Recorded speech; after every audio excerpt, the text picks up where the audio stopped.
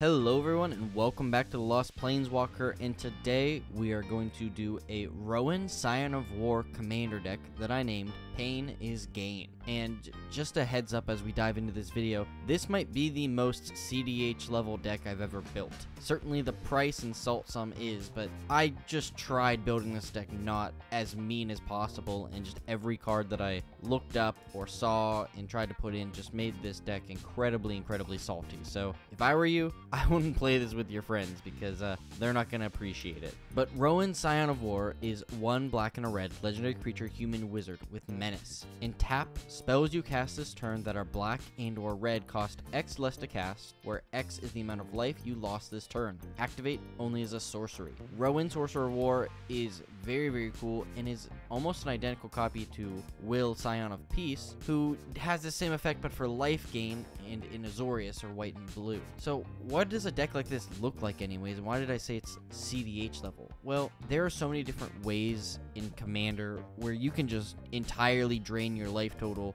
very easily actually, and because of her ability you can just put that all into a big spell and just kill your opponents. It's a lot easier than it looks, and there's a lot of cards where you can just take a damage or two and all of your stuff is just reduced. It's not spell, it's spells you cast. So it's not even like you're just casting one thing. It's like, well, if I do this, it'll reduce this, and then you just continue and continue and continue, and it's just nasty. And there's all sorts of effects from lands and enchantments and everything. So let's dive in and check that out. And first off, we're going to start off with the lands. The land base for this deck does not slack. There is a lot of really cool lands that deal damage to you, and it's super powerful. So starting off, we have Ancient Tomb, Blood Crypt, and Tarnished Citadel. All of these can help you deal some damage. Blood Crypt when it comes into play, but Ancient Tomb and Tarnished Citadel when you tap it for mana. Tarnished Citadel is also super great because it deals 3 damage to you, just meaning right off the bat, all your stuff is 3 cheaper. Next up, we have City of Brass, Mana Confluence, and Sulphurous Springs. Again, just pinging you for 1 damage, making a mana, but in the same process, make everything 1 cheaper. Or in this case, if you can tap all 3 cheaper. And in addition to that, we have Command Tower, Exotic Orchard, Haunted Ridge, your mountains and swamps. But probably one of the coolest is just the fetch lands, because the fetch lands essentially are super great in this deck. We have Arid Mesa, Bloodstained Mire, Marsh Flats, Polluted Delta, Scalding Tarn, and Verdant Catacombs. These are quite pricey. Some of them, especially Polluted Delta, is probably the most expensive, and some of them aren't bad. But this is just a cool way where you can deal a little bit of damage while finding whatever land you want. The main section of this deck is cards that are going to deal a little bit of damage to you to help make everything a little cheaper in casting. And this can either help you find more stuff and whatnot. So let's just dive right in. And we have Black Market Connections, Dark Confidant, and Dismember. Black Market Connections can deal 6 damage a turn. Dark Confidant is a random card, whatever you pull off the top. And Dismember, you can pay the Phyrexian cost to make stuff 4 cheaper, which is pretty good. You have Feed the Swarm, Imp's Mischief, and Infernal Grasp. Feed the Swarm is going to deal damage equal to that permanent's mana cost. Imp's Mischief is a redirection spell in black, which is super cool. That's going to lose life to its mana value. And Infernal Grasp is going to make you lose 2 life. Crick, Son of Yawgmoth, Night's Whisper, and Phyrexian Arena are next. Crick, Son of Yawgmoth can immediately just make everything 6 cheaper, and then you can use it to cast the rest of your black spells just instead of paying mana, which is super great. This combo's excellent with our commander because guess what? You lose some life, everything's cheaper to cast. Then you just pay for the black, and about 75% of this deck is black, so Crick is a all-star. Night's Whisper, you lose 2 life, draw 2 cards. Those cards are now cheaper to cast. And Phyrexian Arena, at the beginning of your upkeep, you draw a card, makes stuff cheaper to cast. It's super great in this deck. Next up is Read the Bones, Reanimate, and Rowan's Grim Search. Read the Bones, scry 2, draw 2, lose 2. Reanimate, you're going to be able to pull something big out of your graveyard and make everything cheaper to cast. And Rowan's Grim Search is a new card that has Bargain, which you sack an artifact, enchantment, or token. And you can basically look a little bit deeper and then draw 2 cards and lose 2 life. Next up is Sign in Blood, Snuff Out, and Staff of Completion. Again, target player draws 2, then loses 2. Snuff Out is pretty sick because if you control a swamp, you may pay for 4 life, then rather than Snuff Out's mana cost, destroy a target non-black creature. And Staff of Completion has a ton of abilities that we can just lose a lot of life doing. If we want to proliferate, draw cards, add mana, destroy a permanent, and then if we have the mana, we can just untap it and do it again. And lastly, we have Talisman of Indulgence, the One Ring, and Vilis Broker of Blood.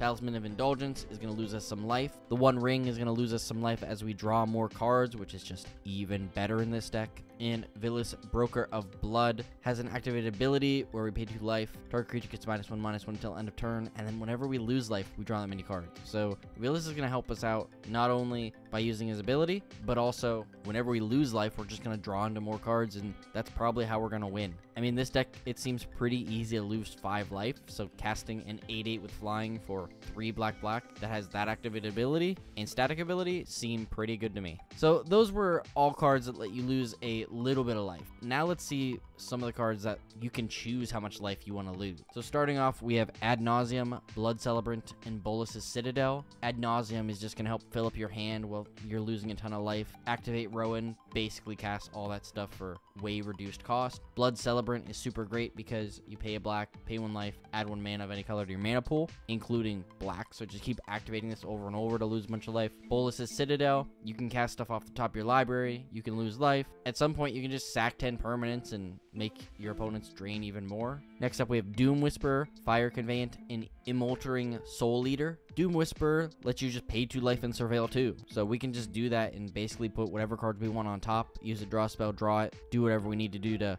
get whatever we need in our hand. Fire Convert just lets us pay any amount of life and deal that much damage divided among any number of target creatures. This is a pretty sick card and also neglects life loss, so that's pretty great. Immortaling Soul Eater just gets bigger and we can just pay life to do it repeatedly over and over and over again, so that's pretty cool. Necropotence, Plunge into Darkness, and Toxic Deluge are also great cards. Necropotence is going to let you draw a ton of cards, basically put your life total at whatever you want. Similarly with Plunge into Darkness, we can pay X, then look at the top X cards of our library, put one of those into our hand, and remove the rest from the game. And Toxic Deluge is just going to let us clear the board and pay any amount of life that we want. And the last 3 we have are Treasonous Ogre, Wall of Blood, and Wheel of Misfortune. Treasonous Ogre lets us just lose 3 life to make red mana, which is great, great, great. Wall of Blood, we can pay a life. Wall of Blood gets +1/+1 until end of turn. That's awesome. And Wheel of Misfortune, obviously, is a really cool wheel that's going to let us wheel our hand, but also lose as much life as we want to do so. All of these cards are going to fit right into our next category, which is Manadum. And I probably don't have as extensive as you could, just because there's so many card draw, and we'll get later into the deck where you can just start looking for stuff too, but I call this the Mana Dump category. We have Crackle with Power, Damnable Pact, and Exsanguinate. Crackle with Power is a sick card that deals 5 times X damage up to X target creatures. So if you just lose 24 life, put 8 into X, you can deal 40 damage to 8 targets, which seems pretty good to me. Damnable Pact is very similar. Target player draws X cards and loses X life. We can play this on ourselves to lose even more life, or play this on an opponent and just kill one opponent outright. And Exsanguinate, probably one of the best ones because you gain life in the process, is each opponent loses X life and you gain life equal to life lost. So if you're able to pay, I don't know, 35, let's say, you end up gaining 105 life off it. Seems pretty reasonable to me. The other 2 we have are Jaya's Immortaling Inferno and Torment of Hailfire. Jaya's Immortaling Inferno is a legendary sorcery with it deals X damage divided up to 3 targets. Well, you get 3 opponents. And Torment of Hailfire is probably one of my favorites because you repeat the following process X times. Each opponent loses 3 life unless that player sacks a non-land permanent or discards a card. It just seems so good and so powerful. Just it's not even fair. I mean, I tried building this deck in any way nice and it doesn't work. So let's start looking at some of these mana rituals and mana rocks that are put in the deck to help you basically cast stuff, get more things going, dig through your deck more. So starting off, we have Arcane Signet, Cabal Ritual, and Culling the Weak. Arcane Signet, obviously a commander staple, add some mana. Cabal Ritual is going to add us some mana, and if we have Threshold, add us a bunch more, and Culling of the Weak lets us sack a creature and add a bunch of mana to our mana pool. Dark Ritual, Jessica's Will, and Rite of Flame are next. Dark Ritual, obviously, going to make some mana. It's a kind of a staple in a ton of formats. Jessica's Will, exile some cards off the top. We can play them this turn, add red for each card in our target opponent's hand, and Rite of Flame is going to add a little bit of mana. Not a lot, it'll do. And Seething Song, Simian Spirit Guide, and Soul Ring are next. Seething Song is great. pay 3 to add 5. Simian Spirit Guide, we can just exile to add red, and Soul Ring, obviously a no-brainer. So why do we want to have all these rituals anyways? That leads us into our next category, which is wheels and search spells. We want to be able to cast all of our stuff. So if we have 9 mana rocks and rituals, that's going to help us cast more of our stuff, help us get to that end goal. So first off, we have Beseech the Mirror, Demonic Tutor, and Gamble. All of these are great search spells. Beseech the Mirror is a really, really cool new search spell that has Bargain as well, and if you bargain it, you can cast something you find that's 4 or less. Otherwise, you put it into your hand. This is kind of going to be a staple, I think, in Modern and Pioneer, because there aren't really quite powerful search spells like that. It does have a lot of black in it to cast, but it's pretty good. And Demonic Tutor and Gamble also going to help you search for stuff, but Gamble makes you discard a card at random, so maybe you'll discard what you draw. Next is Grim Tutor, Peer into the Abyss, and Vampiric Tutor. Grim Tutor lets you search, Grim Tutor and Vampiric Tutor lets you search and you lose some life, but Peer into the Abyss is really neat in this deck because target player draws cards equal to half the number of cards in the library, and they lose half their life round up each time. This is sick. I mean, you're going to lose half your life, draw a ton of cards. Rowan's going to make everything super cheap. You can use those rituals to just cast everything because you're going to draw probably half of them. Seems pretty good to me. And lastly, some of the wheels I included was Wheel of Fate and Wheel of Fortune. There's a lot of other red wheels that you can put in, but these two were just real simple to me. And I know Wheel of Fortune is quite expensive, but you can proxy it, you know, if it's not a serious game and your friends are okay with it. So it's a fun card and works really well in this deck. Being able to replace your hand, digging for, you know, those things that let you lose as much life as you want and then cast those spells to just deal a bunch of damage is super great. And lastly, I just want to go over some of the other good stuff in this deck to help you out, fill it out. You know, it's good, it's going to be helpful. So starting off, we have Dothy Voidwalker, Deflecting Swat, and Faithless Looting. All of those are really great staple commander cards, help us get what we need. Deflecting Swat just got reprinted and is a bit cheaper, not as cheap as I'd like it to be, but definitely a lot cheaper. Next up is Final Fortune, Grey Merchant of Asphodel, and Imperial Recruiter. Final Fortune gives us an extra turn.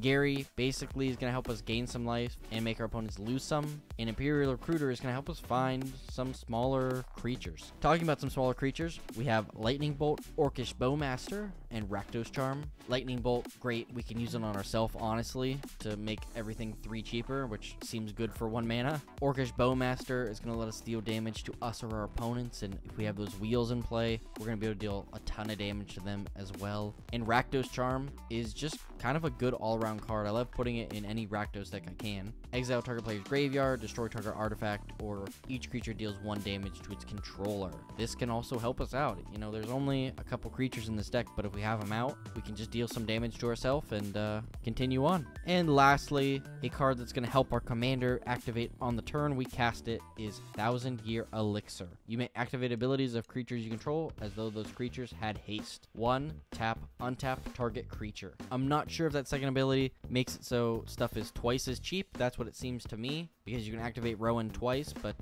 this is definitely a card people are going to watch out for. And if you liked this video, thank you so much for watching.